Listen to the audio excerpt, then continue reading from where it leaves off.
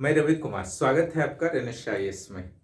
चलिए ज्योमेट्री के कक्षाओं को आगे बढ़ाते हैं, क्योंकि जैसे ही सुप्रीम कोर्ट के डिसीजन आएंगे, सोनी कुमारी के विरुद्ध जो सरकार द्वारा और कुछ अभ्यर्थियों के द्वारा सुप्रीम कोर्ट में केस किया गया है, तो नियोजन नीति पर जैसे ही सुप्रीम कोर्ट के अंतिम फैसले आते हैं, तो जैसे सीजीएल जो है यथाशीघ्र एग्जाम होंगे, इसके पूरे आसार हैं। ठीक है, इसलिए आप लोग तैयार रहिए और जो हमारे द्वारा उपलब्ध कराए जा रहे हैं तरह तरह की सामग्रियाँ, उसका पूरा लाभ उठाइए। चलिए ज्योमेट्री में आज जो हम लोग पढ़ते हैं पैरेलल लाइंस। ठीक है, लाइंस चल रहा है धीरे धीरे। जो है ज्योमेट्री का एक बहुत बड़ा भाग मात्र 3-4 क्लासों में ही समाप्त हो चुका है। प्रैक्टिस क्या करना है, कैसे करना है, वो भी मैं बता दूंगा, आप लोग निश्चिंत रहें।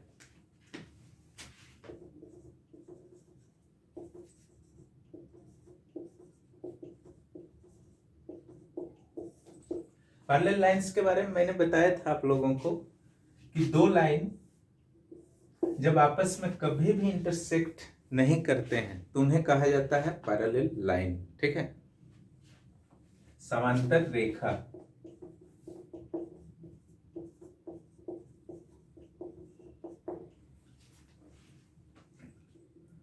इसे देखिए दो तरीके से सूचित किया जाता है, एक ए बी सी डी आप नाम दे दिए, और पैरेलल का जो आपका सिंबल होता है, चिन्ह, वो डबल लाइन बराबर ऐसे लिखते हैं ना, इसको बस सीधा कर दीजिए, ये हो गया पैरेलल। इसको जो है दूसरे तरीके से आप दिखा सकते हैं, एल एम या एन के द्वारा जनरली दिखाया जाता है, एल एंड एम। यहां पर जो आपका हो जाएगा A B parallel, A B parallel C D. Okay, और यहां हो जाएगा इस केस में एल पैरेलल एम। ठीक है, अगर एन रहता तो एल पैरेलल एन हो जाता। तो दो तरीके से आप जो है दिखा सकते हैं। ठीक है, ये आपका सिंपल जानकारी हुआ। कुछ परीक्षा की दृष्टि से अब हम लोग बात कर लेते हैं।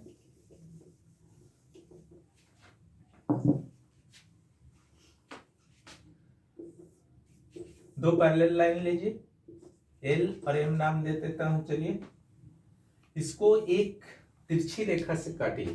ठीक है, इसको मैं एन नाम दे देता हूं। ठीक है, A B B C, A B C D E F भी आप नाम दे सकते हैं, कहीं से कोई प्रॉब्लम नहीं। ठीक है, उसे भी मैं बना देता हूं, देख लीजिए, कंफ्यूजन नहीं रहेगा। ए बी, उसका पैरेलल पैरेलल जो है आपका सी डी, उसे एक तिरछी रेखा काट रही है, वो है ई एफ। ठीक है, पैरेलल का चिन्ह ये होता है, ये हमेशा ध्यान रखिएगा। इन दो तरीकों से आप लिख सकते हैं कि जो ये तिरछी रेखा होता है, इसको क्या कहा जाता है, तिर्यक रेखा।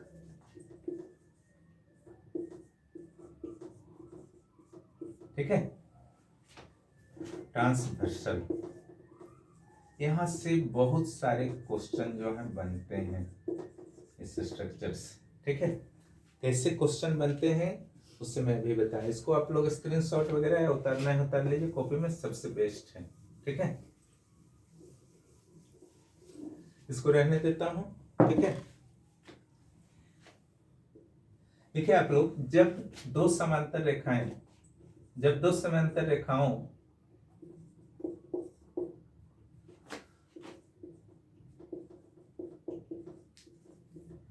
रेखाओं को एक तिर्यक रेखा काटती हैं, दो समांतर रेखाओं को एक तिर्यक रेखा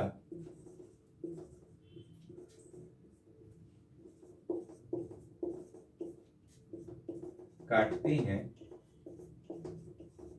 ठीक है, तो एकांतर कोण बराबर होते हैं।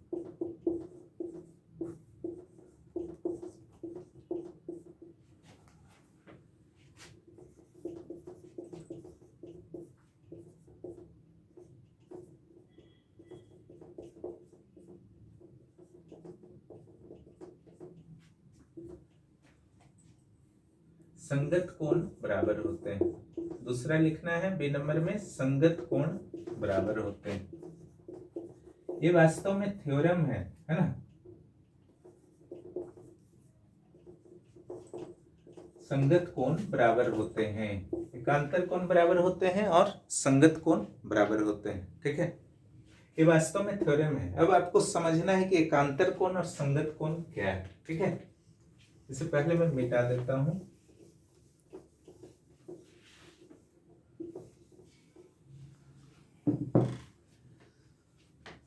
ये दोनों बराबर होते हैं। कैसे बराबर होते हैं, यहां ध्यान दीजिए, इसे ध्यान से देखिएगा, इससे बहुत सारे प्रश्न बनेंगे। ये जो एंगल है, ठीक है, इसका भी नाम दे दीजिए जहां कटिंग हो रहा है। ABCDF, GH दे दीजिए, इसको G दे दीजिए और इसको H दे दीजिए। ठीक है, एकांतर कोण जो होंगे, ये कोण और ये कोण, ठीक है, इसका एकांतर ये होगा और इसका एकांतर जो होगा ये होगा। ठीक है, और इसका एकांतर जो है ये होगा और इसका एकांतर ये होगा। ठीक है, इसको ध्यान दीजिए, ये दोनों एकांतर हैं, ये दोनों एकांतर हैं। ठीक है, कोण का नाम जो है कैसे दिया जाता है उसको थोड़ा सा सीख लीजिए, 1 मिनट। जैसे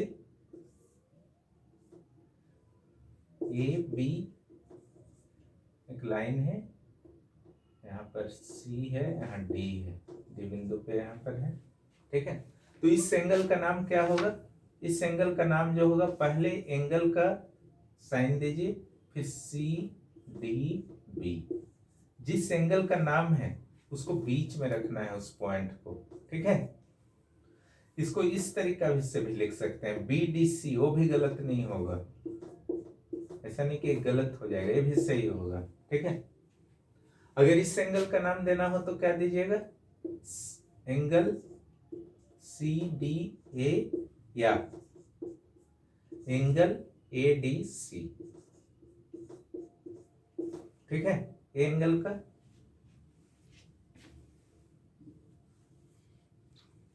इस ढंग से एंगल का नाम दिया जाता है। ठीक है, उसी को अभी यूज करना है, इसी कंसेप्ट को। एकांतर कोण मैंने बताया कि इसका एकांतर ये है और इसका एकांतर ये है।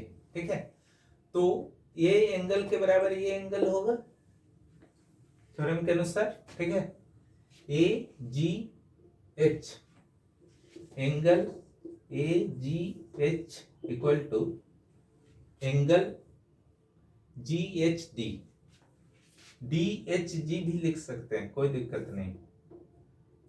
GHD, H यहां है, ठीक है, और G यहां है।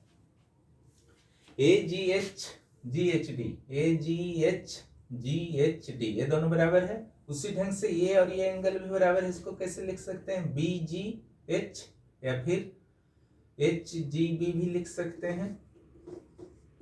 बीच में G रहना जरूरी है क्योंकि वहां के एंगल का बात हो रहा है। ठीक है, इस एंगल के बराबर ये एंगल होगा CHG, ये हुआ।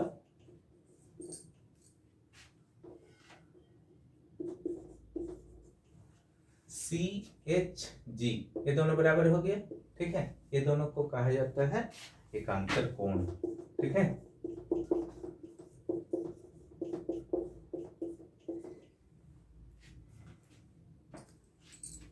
Alternate angle. ठीक है,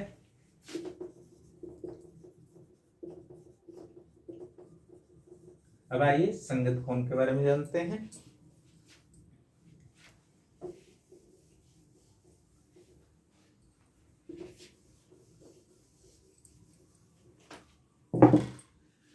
देखिए, एक दूसरा मैं बना देता हूं ताकि सारा एकांतर कोण यहां पर देखते रहिए क्या है।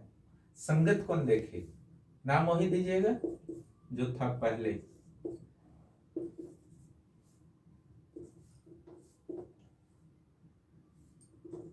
अंदर की ओर दे दीजिएगा, सुविधा होगा समझने में, क्योंकि संगत कोण को समझना है, ठीक है। देखिए इसका संगत जो होगा कोरेस्पोंडेंस एंगल कहा जाता है इसको, ये होगा। इसका संगत ये होगा, इसका संगत जो है ये होगा। 4 पेयर होते हैं, 4 पेयर्स ऑफ कोरेस्पोंडेंस एंगल, ये होगा। और इसका संगत जो है ये होगा, ठीक है।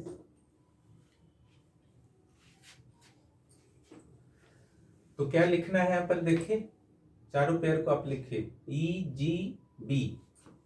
अगर एंगल हम लेते हैं ई जी बी तो इसके बराबर कौन सा एंगल होगा, ये होगा, ठीक है। एच अंदर चला गया है, जी को बाहर कर दीजिए, एच को बाहर कर दीजिए, इस पॉइंट के लिए है, और ये जी इस पॉइंट के लिए है, ठीक है। यहां देखिए ई जी बी मैंने ले लिया है, ई जी बी, तो इसके बराबर ये होगा ना, तो यहां हो जाएगा जी एच डी। उसी ढंग से इसके बराबर ये होगा ए जी ई बराबर सी एच जी। उसी ढंग से नीचे वाले दोनों को लीजिए, A G H equal to A G H equal to C, इसका नाम क्या था, एफ, सी एच एफ। कोई कंफ्यूजन नहीं होगा, ध्यान से देखिए केवल। उसी ढंग से angle B G H,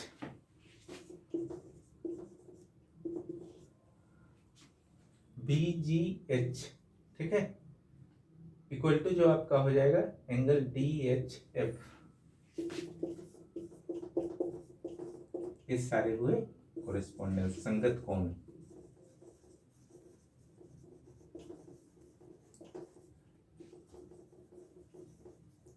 correspondence angles are equal, ठीक है। ये कंसेप्ट हुआ। कोई भी ट्रांसवर्सल जो है, कोई भी तिर्यक रेखा अगर 2 पैरेलल लाइंस को काटते हैं तो एकांतर कोण और संगत कोण बराबर होते हैं। बहुत सारे मैथ्स बनाने में मदद करेंगे। कुछ और जानिए इस सिचुएशन में जो आपको बहुत सारे क्वेश्चन को सॉल्व करने में मदद करेंगे।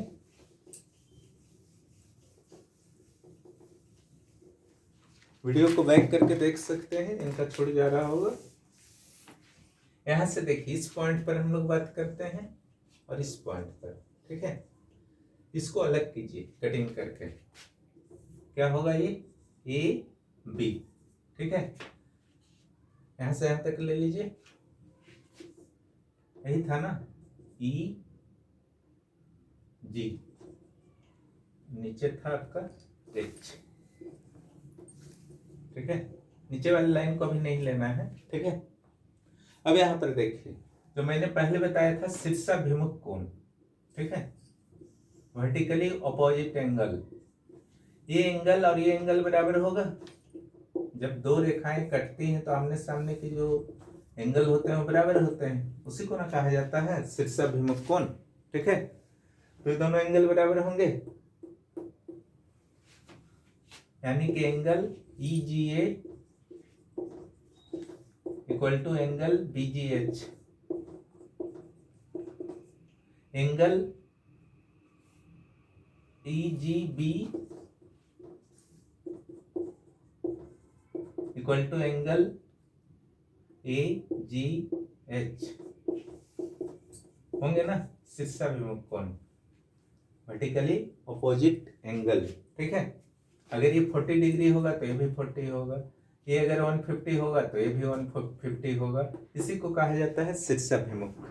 यहाँ पर भी सेम केस आपका बनेगा। देखिए यहाँ पर एच है, ये पॉइंट जो है ऊपर जी है, इधर जो है सी डी है। यहाँ पे देखिए ये दोनों बराबर हो जाएगा एंगल, और ये एंगल बराबर हो जाएगा, ठीक है। और देखिए यहाँ क्या बनता है, यहाँ से क्वेश्चन आपका जब मैं दूंगा सॉल्व करने को आपको, यहाँ इस लाइन को लीजिए, ठीक है, ए बी, ये भी पहले बता चुका हूं, उसी को फिर से बता रहा हूं इस अर्थ में। ई जी, जो रेगुलर क्लासेस देख रहे हैं उनको कोई दिक्कत नहीं आएगी, और जो नहीं देख पाए क्लास पहले वाले को देख लीजिए, फिर दिक्कत नहीं आएगी। ठीक है, ये सिचुएशन है यहाँ। ठीक है, तो ये दोनों का टोटल कितना होगा बताइए। अगर इससे x माना जाए, इससे y डिग्री माना जाए, तो कितना होगा? 180 होगा। लीनियर पेयर ऑफ एंगल्स में आ जाएंगे। ठीक है, देखिए क्यों जो बताया था मैंने। ठीक है, उसी ढंग से नीचे अगर देखते हैं तो यहां पर भी 180 होगा। अगर इस मामले में देखिए ऊपर, तो ये दोनों का जो सम होगा 180 होगा। इसके नीचे वाले को देखिए, तो ये दोनों का टोटल कितना होगा अगर इसे एक्स वाई माना जाए। ठीक है, तो सारे जो है टोटल 180 होंगे रैखिक युग्म होने के कारण। ठीक है, इतना अगर कंसेप्ट आपका क्लियर है तो कोई भी क्वेश्चन अगर आता है इस ढंग के फिगर के अनुसार, इस थ्योरम के अनुसार, संगत कोण और एकांतर कोण, कॉरेस्पोंडेंस एंगल और अल्टरनेट एंगल के कंसेप्ट पर आधारित, आप आसानी से सोल्व कर लेंगे। एक छोटा सा आपको मैं केवल दे देता हूं, देख लीजिए।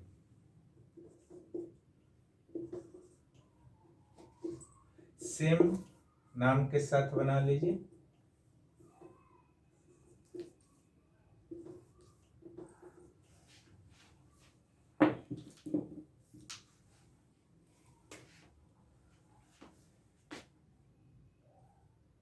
देखिए एक एंगल मैं ले लेता हूं। ठीक है, इसको 40 डिग्री, क्लियर। और ये दिया हुआ है आपका given A B parallel C T and E F is a transversal, यानी कि तिर्यक रेखा है। ठीक है, ये दिया हुआ है आपका प्रश्न में। ठीक है, और एक एंगल दे दिया है, and angle GHC equal to 40 degree. ठीक है, अब देखें ये 40 दिया है और आपको सारा एंगल का वैल्यू निकालना है।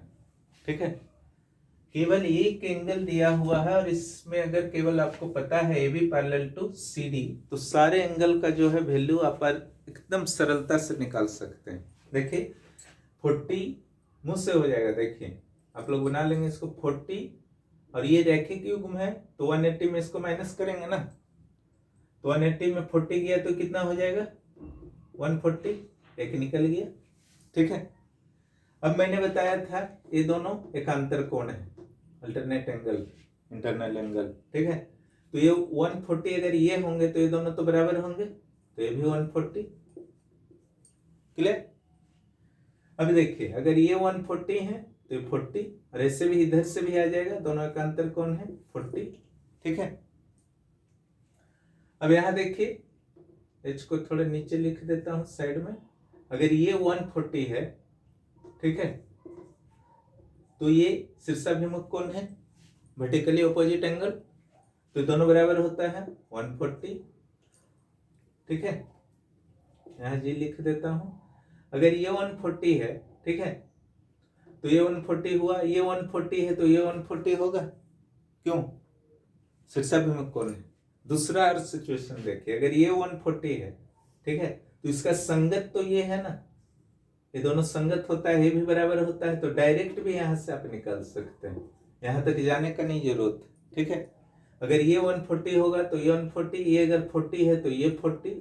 ठीक है, और आप चाहे तो इधर से भी जा सकते हैं, दोनों एकांतर है 40 40, ये दोनों शीर्षाभिमुख है 40।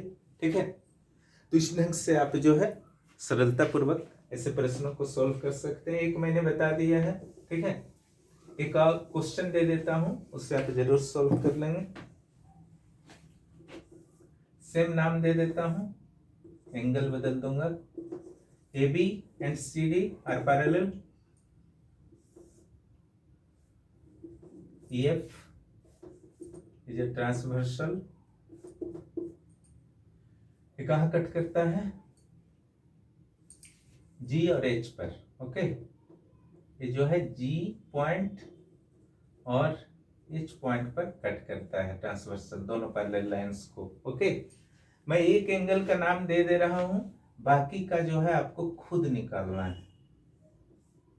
कमेंट बॉक्स में आप चाहें तो कमेंट भी कर सकते हैं। 130 डिग्री। Okay, 130 degree. क्लियर? इस ढंग से आपका आज का ज्योमेट्री क्लास जो है समाप्त होता है। ठीक है, निश्चित रूप से आपको यह क्लास जो है समझ में आया होगा, और किसी भी तरह के कोई भी कंफ्यूजन हो आप कमेंट बॉक्स में आप बताइए, मैं उसे सॉल्व जरूर करूंगा। ठीक है, और इसके बाद जो है हम लोग फिर आगे बढ़ते हैं। ठीक है, अब ज़्यादा क्लासेस नहीं है। ठीक है, कुछ क्लासेस में आपके ज्योमेट्री खत्म होंगे, फिर मैथ के अगले सेक्शन में हम लोग बढ़ेंगे। मैं कोशिश कर रहा हूँ कि यथाशीघ्र जो है आपके मैथ्स खत्म करा दूँ, ताकि जो 20 मार्क्स आपके आएंगे जैसे CGL में, उसमें कम से कम आप 18 या 19 सरलतापूर्वक सॉल्व कर सकें। अगर मेरे बताए गए सारे प्रश्न को आप अच्छी तरह से आत्मसात कर लेते हैं तो निश्चित रूप से आएंगे। ठीक है, धन्यवाद, हमसे जुड़े रहें।